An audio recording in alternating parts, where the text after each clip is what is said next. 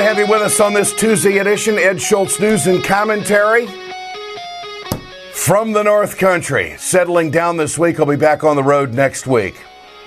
The story that's developing and has been for 1, 2, 3, 4 weeks is that Joe Biden's going to run for president. I have a message for Joe. Personally, Joe, will you do me a favor and just stay home? I do not want Joe Biden running for president for a number of different reasons. And yesterday, it reached a fever pitch with me. First of all, the Clinton campaign and the Sanders campaign, these people working to turn this country around for the better, they have been out working on these campaigns for months on end. And now Joe Biden is going to ride in on his white horse and say, hey, I think I should be president. You know, respecting the process, I think, is a big thing. Now, understand that Joe Biden obviously has had some personal tragedy, but this isn't about a family or a personal tragedy. This is about the country and the process. And the fact is that Joe Biden jumping in right now doesn't do the Democrats any favor whatsoever when it comes to having an advantage to win the White House. So let's look at where Biden is right now. Biden apparently has been making a lot of phone calls trying to figure out if he can gin up enough cash to make a run at this. Maybe he can. Yesterday, he kind of cozied up to Wall Street. Everybody has this theory that they have to get along with Wall Street if they're going to be president of the United States, of course, except Bernie Sanders. The fact is that yesterday, speaking to the International Firefighters Association, who is now saying that if Biden jumps in, they might support him. I don't know where that's coming from. He comes out and he says that he's not one of these guys who thinks that Wall Street's the bad guys. Well, Joe, that's not where the progressive movement is in this country. Wall Street is at the root of our problems when it comes to owning the Senate, writing the laws, allowing this corporate garbage to take place, and also with our campaign finance situation and what we're looking at right now. Wall Street is the root of the problem. First question for Joe Biden, do you think that Glass-Steagall should be reinstated? Do you think we should split up the commercial and investment banks and go back to some regulation so we don't have this casino gambling taking place with investments on Wall Street, playing with people's retirements and doing things behind the investors' back and possibly having another financial meltdown? I mean, that is the core of our issue right now in the progressive movement. The next thing is he says that the Republicans are his friends. He made this comment in front of the firefighters yesterday. Darrell Issa, not a Republican friend of mine. He's a friend. I don't consider Republicans enemies. They're friends. He doesn't consider the Republicans enemies. Is that a veiled shot at Hillary Clinton? Because Hillary Clinton said this in the debate the other night with a smile on her face, but she also knows what the Republicans are all about. Here it is. Franklin Delano Roosevelt once said, "I ask you to judge me by the enemies I have made." You've all made a few people upset over your political careers. Which enemy are you most proud of? Well, in addition to the NRA, the health insurance companies, the drug companies, the Iranians, probably the Republicans. Which is the perfect answer. And Joe Biden, you should know that more than anybody. You're part of an administration that's been obstructed more than any other administration in the history of the country. The record number of filibusters, the party of no, over 50 votes in the House to get rid of health care. And you're calling Darrell Issa your friend? Dude, you need to wake up. And the best way to wake up is to say, I'm not going to run for president. The Republican Party is against the common good of the people. They think that any government involvement whatsoever is nothing but a torpedo to the American dream. It is not. Without government involvement, Joe, we wouldn't have had the stimulus package to turn this economy around. Without government involvement, we wouldn't be having 10 million more people with health insurance in this country.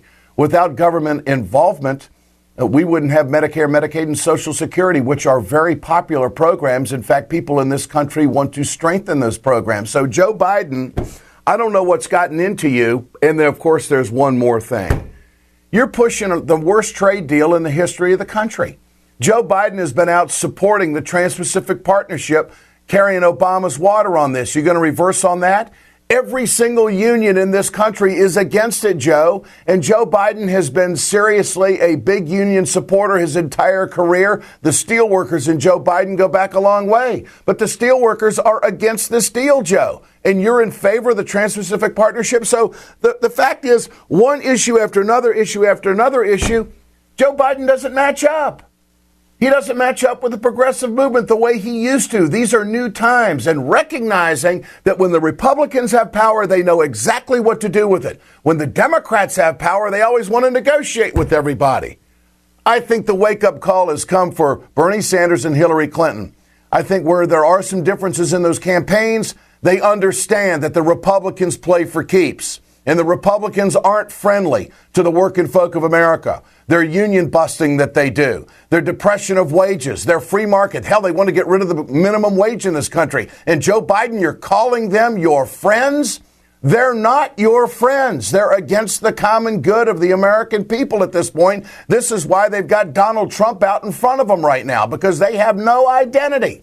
The Republicans have an identity crisis right now. This is the perfect time for a Democrat to win the White House, and Joe Biden is stepping in saying, well, Wall Street's not the problem. Well, those guys over there who's obstructed us, I don't know Darrell Issa, but, they're my friends. Stay home, Joe. Stay home. When we come back, the fight between Rubio and Bush in Florida. Mitch Ceasar joins us. Leo Gerard, head of the Steelworkers, on what happened north of the border and how that will affect American relationships with Canada as there's a new change in leadership up there. Stay with us. This is Ed Schultz, News and Commentary.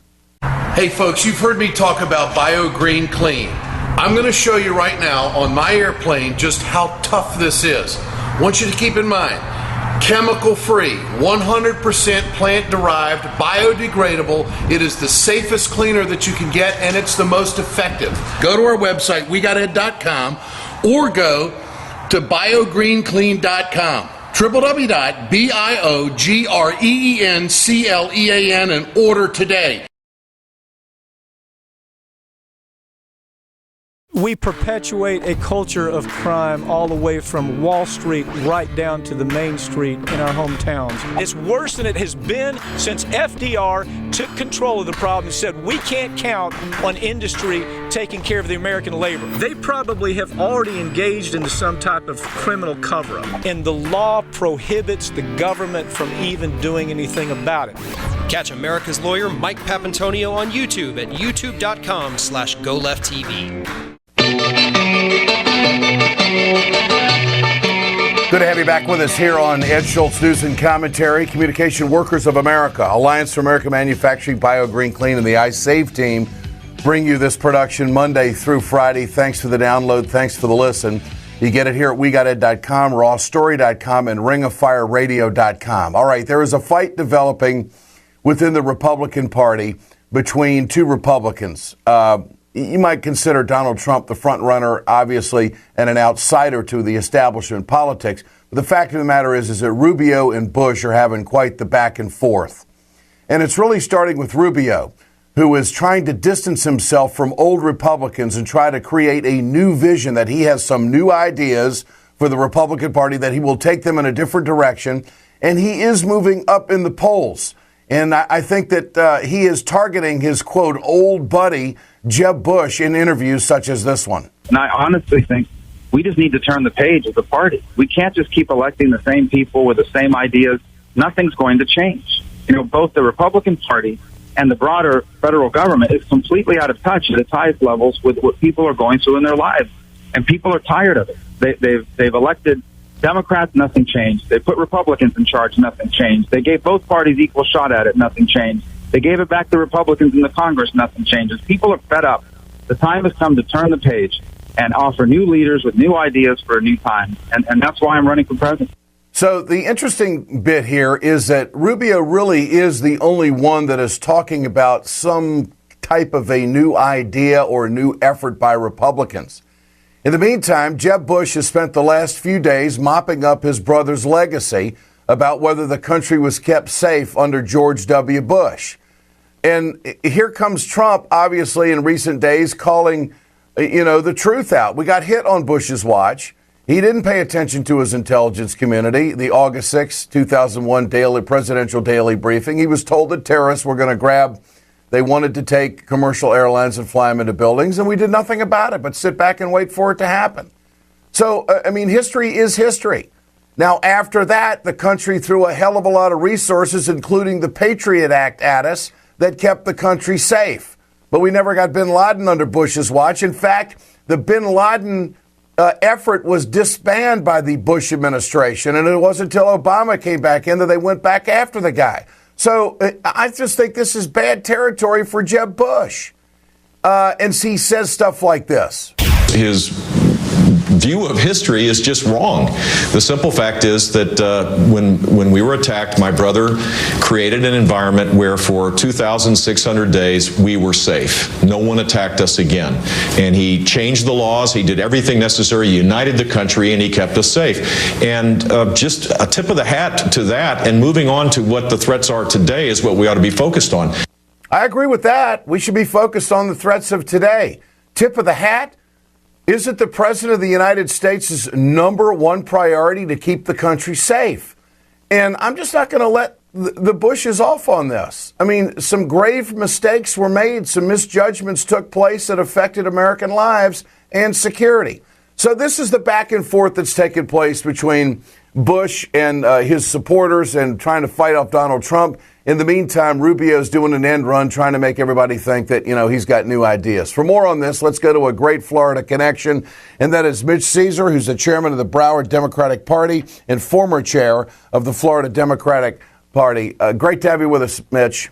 Good to be with you, Ed, as always. What is this new page that Rubio's talking about, that they can't keep voting in the same old ideas? Obviously, he's taking a shot at his old buddy Jeb Bush. What's happening here? Well, he's trying to separate himself, honestly. He's trying to show that he's new generation. He used the phrase, we need to turn the page, but to be honest with you, looking at most of the field, I'm not sure any of them have ever read the book, let alone turn a page. He's trying to show new leadership. He's been in the Senate about a year or so, 2 years. He has one of the worst, I think now the worst attendance record of anyone in the Senate. He seems to be somewhat invulnerable, actually, to the attacks about that, but that bespeaks the fact that we're in such a bizarre political year for both sides, but much more so for the Republican Party. It's the year of the outsider. We've had months of polling, and you add up the top 2-3 positions, they're consistently over 50%, meaning someone like Trump and Carson and whoever else. So he's actually gaining Rubio. Bush is fading. And it seems that the first primary, which Bush won, the money primary, seems to be fading in value. Okay, that's an excellent point and very profound. Why is Bush fading? Is he's spending all this time defending his brother's legacy, and this can't be a campaign strategy. It's very reactionary. Well, first of all, Bush is more of a wonk. This year in the Republican primaries proved to be anything but the year of the wonk. There were recent polling and actually focus groups I saw in the last day or so of Republican voters who said, we don't care that Republicans don't seem to have a plan, don't seem to have an ideology or philosophy. We just want an outsider. Well, Bush is clearly not an outsider. He's the dynasty candidate, and it's just killing him. Bush's biggest problem his whole life has been timing. He was supposed to be running for president when his brother did, but the timetable was, upside down after he lost the first time, won the second time 4 years later. But by that time, brother George got in, and now he's suffering from his brother's negative legacy, and he's never quite figured out how to answer the questions about his brother and whatever legacy he may have, which, of course, now he's engaged in a 9/11 debate. So how does this end for Jeb Bush? Is this going to be ugly? Is this going to be gracious? What's your prediction? Well, I think Bush, by nature, is probably more reserved and would probably be a little more classy. I see him staying in everything because of the money, but I see him eventually just fading out, playing the good soldier, whoever the nominee is. But at the end of the day, I don't see it being him. And in fact, a new poll that came out yesterday of among Republican voters who they could not support, the key was 26% of Republican voters said they couldn't support Rubio, but 44% said they couldn't support Bush. That's political death. Now, is that a national poll or is that a Florida poll? That was a national poll. Wow. Yes. That is political death. That's almost trying to turn around Hillary Clinton's untrustworthy numbers. I mean, she has a better shot at that, which isn't easy. Yeah, no than doubt. He has. His is so ingrained because of the Republican voters' mentality this year. How does Trump play in Florida with Republicans? I mean, what is this just? Is this a media fascination, or are there big supporters of Trump in Florida? I think it's both. And in fact, Trump will be down here in 3 days on Friday, of course, at the Miami Doral, which, of course, he owns. So it's still about the brand. His first Florida rally, and it's on a property he owns to give it exposure. You know, you can't take the the reality star out of politics. Yeah. He plays really well in Florida. The problem, the good thing for him at this moment, and the bad thing for Jeb, which you and I have talked about, is that the Florida legislature last year did Jeb Bush a gigantic favor at the time, and that was to make Florida winner-take-all primary. Well, if the election was held today, he's running third or fourth in Florida. Trump's running first by a lot, which means, and I will say this certainly even today, if Bush does not win the Florida primary, his election's over. Okay. So you look at Trump. The fascination is, number one, he's a media mogul. I mean, he's clearly an icon in that circle. He knows how to handle the media. He seems to say things that connect with average folks. He's a billionaire. He can't be bought. He's going to say what he wants. He can fund his campaign. And as you said, that poll, he's an outsider. How does he lose? How does Trump lose? Well, normally I would have said gaffes, which is the traditional way, and he's about gaffes everything, and it doesn't seem to matter. What's interesting is it doesn't matter with Republican voters. It carries a little more weight with independents and certainly Democrats. I'm not sure. I mean, now I think, I forgot the number, but something like somewhere in the 60s in a new poll that came out, which indicates that Republican voters could accept him as the nominee, which before a month or two ago, his numbers were reversed. So Republicans seem to like him. I think they may not be thrilled with him, they're more accepting of him. I think regardless of what it shows, if he's the nominee, I think that's a gift for the Democratic Party. All right, Mitch Ceasar. If we don't blow it. Yeah, okay. Your thoughts on Hillary and Sanders? You know, I just gave a commentary. I hope Biden doesn't get in. I mean, I just... You know, understand the personal tragedy and everything, but this process is too far along. I don't think he's got the money. He's cozying up to Wall Street. He says the Republicans are his friends. I mean, come on. That doesn't play in the progressive movement. I don't see a path for him, and I actually said that months ago when this started. He's not going to be able to capture any of Bernie's people. He does take disproportionately from Hillary, but there's no path. There's nothing different about his candidacy that the others don't already offer. I just don't see it. And when I questioned his own draft Biden people, who I actually met with recently at a DNC meeting in Minneapolis, they really could not articulate what was different in his offering of a candidacy. That's right. Experience, everybody knows that, but beyond that, it's a lot of the same policies. But I think that there's more of an anger and a frustration about Wall Street and about the obstruction of the Republicans that Biden doesn't seem to be willing to capture. Mitch Ceasar, always great to visit. We'll do it again. Thanks, my friend. Thank you, Ed. And when we come back, where is the environmental crowd in this Democratic race? And also Leo Gerard of the Steelworkers. Stay with us. We're right back on Ed Schultz News and Commentary. It's time to continue our conversation about mechanical insulation. Mechanical insulation is for the piping systems in our nation's commercial and industrial facilities. Facility owners are burning up billions of dollars through the lack of mechanical insulation on these piping systems. Call the iSave team. Insulation saves America valuable energy, and this team of energy conservation specialists is shovel-ready to save you money. Visit iSaveTeam.org to have a specialist give your plant an energy audit. Subscribe to the Ed Schultz podcast today. Simply log on to iTunes, search for Ed Schultz, and click the subscribe button to have the show delivered to your preferred listening device daily, free of charge. Rate and review the podcast and tell us how we're doing. More details at WeGotEd.com. Good to have you with us here on Ed Schultz News and Commentary on this Tuesday edition. One story that did not get a lot of attention was the oil drilling that was going to take place in the Arctic Ocean at two crucial places. a big win for environmental groups in this country. They have forced the Obama administration to see the light, and the Interior Department has decided, no, we're not going to drill up there. Co-founder of 350.org is Bill McKibben. Bill, good to have you with us. Ed, as always. You bet.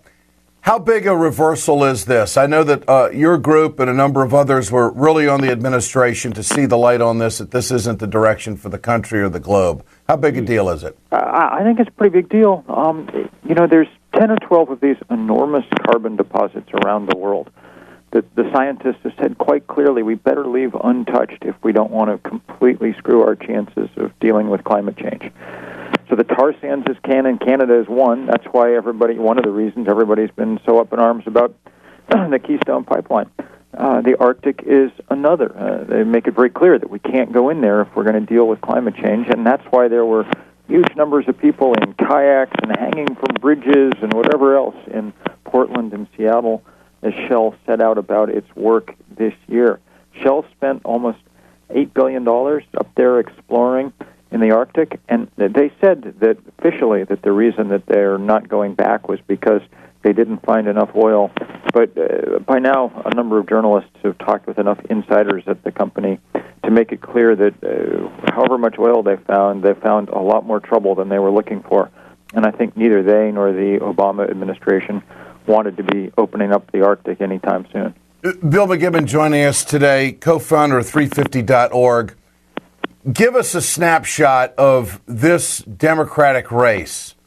Bernie Sanders seems to make climate change just part of his constant narrative, more so than the other candidates. Where is your organization on who should get the nomination, and who do you really believe would try to do something? So organizationally, we're not allowed to say anything like that. The IRS frowns on that kind of thing. But since I'm not an employee of this organization, I've been doing my small part to help Bernie. He's not only is he, our favorite son here in the state of Vermont, where I live, and where we all know what kind of guy he is, but he's also been, as you say, very, very out front on these issues for a very long time when nobody, and I mean nobody in Washington, thought we had a chance on fighting the Keystone Pipeline. He was the one person who really stepped up, turned his office over to those of us who were working on it, and he's been wonderful. I think the drama of the campaign so far has been watching him steadily push Hillary Clinton into, towards the direction of physics on one climate issue after another. Hillary Clinton is now on record opposed to the Keystone Pipeline, opposed to drilling in the Arctic, and opposed to lifting the oil export ban, not to mention opposed to the Trans-Pacific Partnership. That's a quartet of important environmental positions that we're not going to be on her plate, I don't think, absent the strong candidacy. There's no doubt. You take Bernie Sanders out of the equation, you don't have a reversal on TPP or Keystone or more climate talk from the Clinton campaign. Bernie has mission accomplished if he doesn't get the nomination, but holding Hillary's feet to the fire will be important.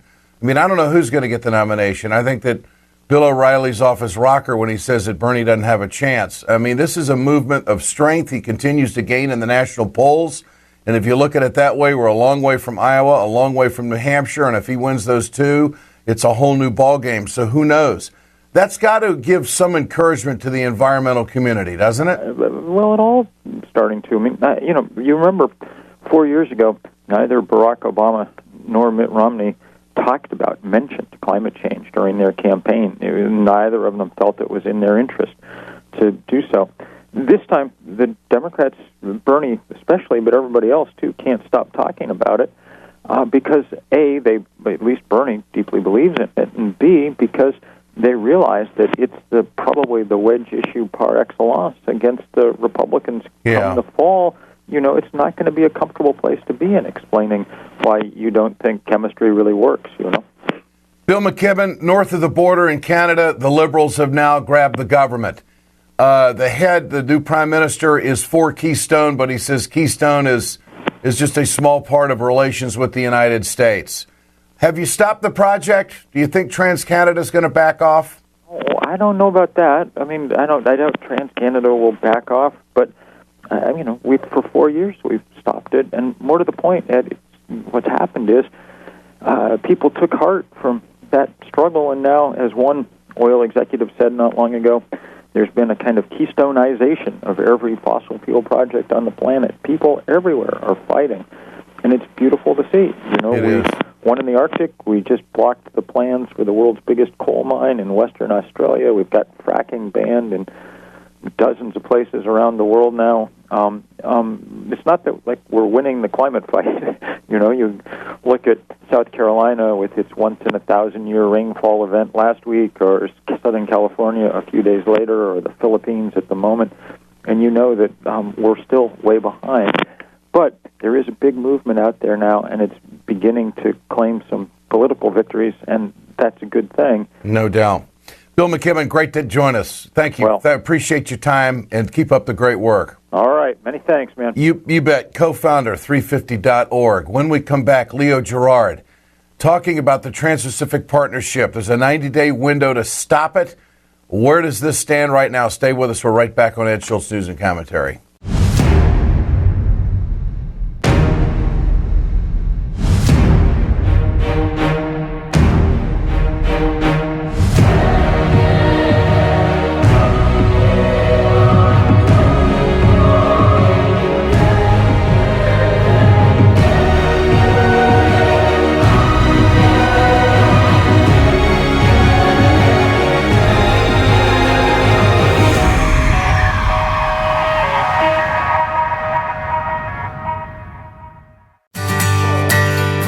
From the steel mills of Pennsylvania, to the auto factories of Michigan, to the modern makers movement, manufacturing makes our nation great. I'm Scott Paul, President of the Alliance for American Manufacturing. We bring business and labor together to advocate for policies that everyone can agree on. Together, we can strengthen manufacturing and create good-paying American jobs. Help us keep it made in America.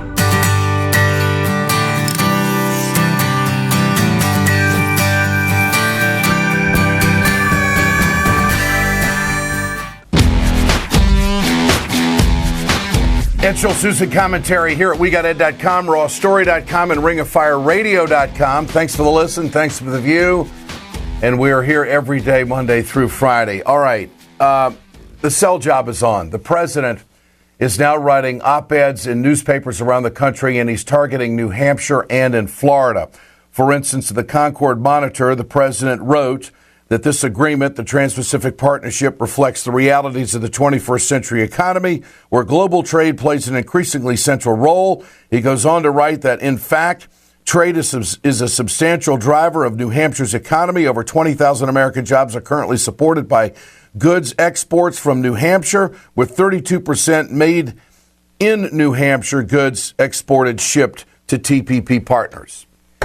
He's getting down to the detail of what he thinks is going to be good. Are people going to buy it?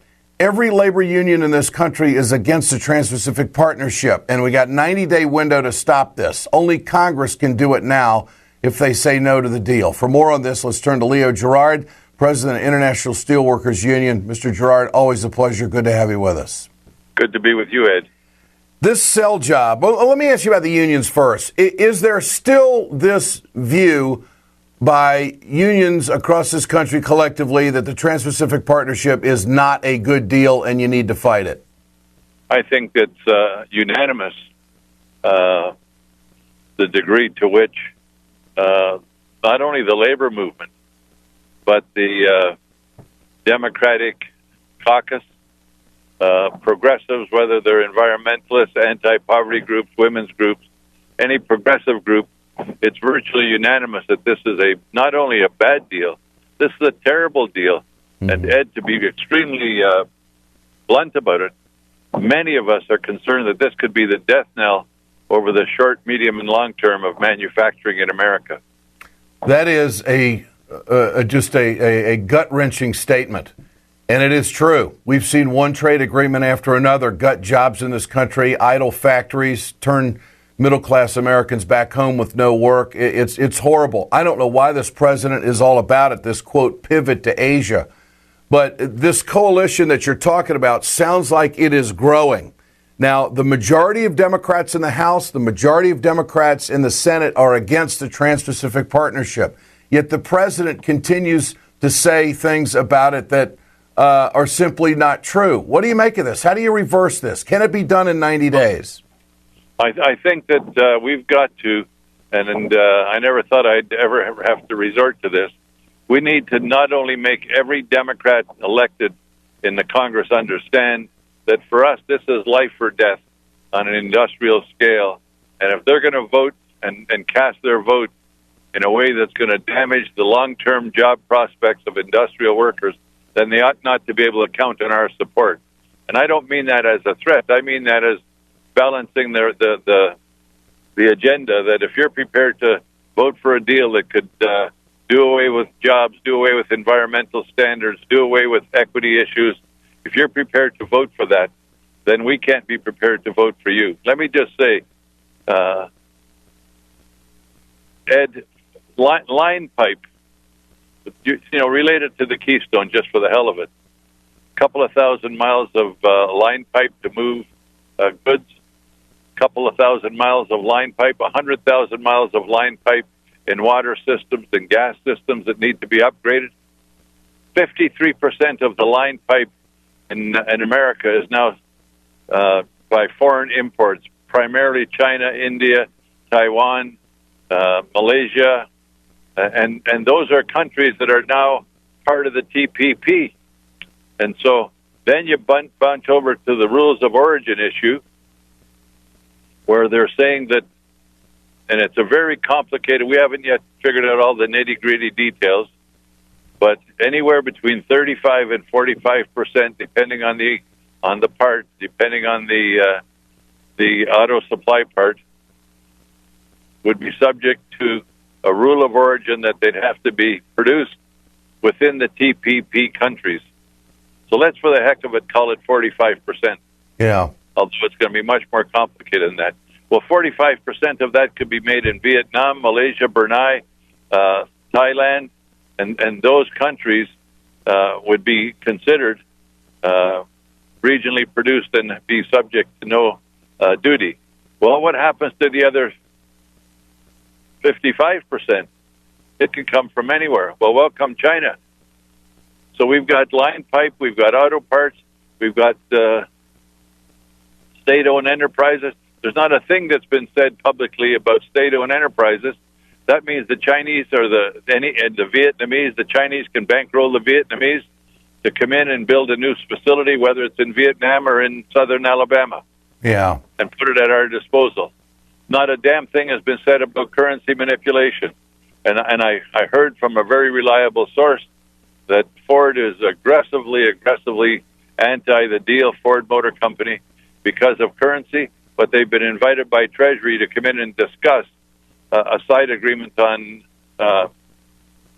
the currency manipulation. We all seen what the benefits of the side agreement were when Bill Clinton gave us a side agreement on NAFTA. It isn't worth the paper it wasn't written on. Well, the bottom line here is that Ford has got to be concerned about the automobile parts industry and the ripple effect that it's going to have. And it's got to be worried about Japan manipulating its currency. Yeah, yeah. So these are fundamental economic things that drive right to the heart of quality jobs in this country. And a made in America, it sounds like it's just being trashed. How did the president get to this point, Leo? Who brought him to this line of thinking that this pivot to Asia is going to be good? As good a relationship as I've had on every other issue with this administration, this just befuddles me. And what I've come to conclude is a number of things. First of all, these agreements aren't about trade; they're about investment opportunities. Yeah. And the State Department and the National Security Council want these trade deals so that these countries can become more reliable on America, so that they will have sort of input to homogenize the Pacific area outside of China. Okay. And that's just a fool's errand. And you can back up Why did we want a trade deal with Colombia? Well, we wanted a trade deal with Colombia because at that time they were concerned about Venezuela.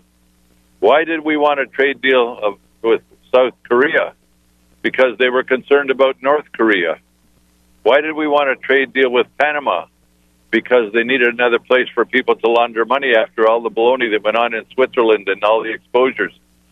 So these deals aren't about trade as we would think about it. They're about investment deals and national security, continuing to give away our jobs to have national security interests protected. And in the end, we've made China the strongest economy on the planet. We've had almost $11 trillion of accumulated trade debts with China and Mexico since the passage of NAFTA and PNTR with China. This is only going to compound it. I mean, if you couldn't get Guatemala after 6 years to be declared as not living up to their standards, 6 years with a little country like Guatemala, what the hell do you think you're going to do with Brunei that practice Sharia law? Yeah. Or what are you going to do with Malaysia that uses forced child labor and slave labor? What are you going to do with Vietnam that 26 cents an hour is the average wage and they outlaw unions? I mean, who are you trying to kid here? That is amazing. Now, politically, Hillary Clinton has turned on this. At least she says what she knows about it. She is against it. Is this a big political score for those who oppose it? How do you view it? Well, I think what it is, it's an important admission. Now, it's not a total repudiation. Yeah. It's what I know up till now, I'm against it. And what we need to do is have this deal killed. And as some have already said, including Congressman Levin, this deal shouldn't even be brought to the Congress. Yeah. We're gonna work on every Democrat. We're gonna hold some of them accountable. And to tell you the truth, I'm gonna go talk to some Republicans because there's some Republicans that are very uncomfortable with this deal, and we need to tell them that so are we. Yeah. Leo Gerard, President, International Steelworkers, great to have you with us. Keep up the fight, my friend. Before you go, I want your thoughts on the political twist that unfolded in Canada last night. Harper is now out, and the Liberals are now going to be in control of the government in Canada. Is this good or bad for you, the United States, and how do you view it for their country? Well, look, I think the best outcome would have been a new Democratic Party government. But the sentiment in Canada was certainly in eastern Canada, from Ontario to the Atlantic Ocean, our Atlantic provinces, Quebec, Ontario, so badly wanted to get rid of Harper that folks did what they call in Canada strategic voting. Rather than voting for the New Democrats that could have formed a minority government, they wanted Harper gone. And except for Alberta and Saskatchewan, Harper was defeated everywhere else. And so the sentiment was to get rid of a right-wing extremist prime minister. The Liberals will be a little bit less moderate. I mean, a little bit more moderate. If I put it in American terms, Stephen Harper was the Tea Party before there was a Tea Party. Yeah. He helped create the Reform Party, which was a forerunner of what you call now the Tea Party. And then he took the Reform Party, merged it with the Conservative Party, then he took over the Conservative Party. So he did all the same kinds of things that we see right-wing Republicans doing. He voter suppression. He changed the voting rules in Canada. He used fear-mongering. He actually said we couldn't do immigration because we'd be immigrating terrorists. I mean, he did all the right-wing stuff. He did a C-51 bill that's called C-51 that's worse than the Patriot Act. He made it much harder for unions to participate in the electoral process. He was an extremist of the Tea Party kind. Yeah. The liberals would be what you would consider in the U.S. centrist Democrats. They're not progressive Democrats, but centrist Democrats. And the New Democratic Party would be similar to progressive Democrats, the Keith Ellison type, the Elizabeth Warren type. So we got rid of Harper, and that's a positive for Canada. But much rather have had the New Democratic Party. Interesting. Leo Gerard, great to have you with us. Thanks, Leo. We'll do it again. Thank you, and keep up the great work. You're a great friend. I appreciate that. Thank you so much. This is Ed Schultz News and Commentary. And you can catch us here every day at WeGotEd.com, RawStory.com, RingOfFireRadio.com, and we are back tomorrow.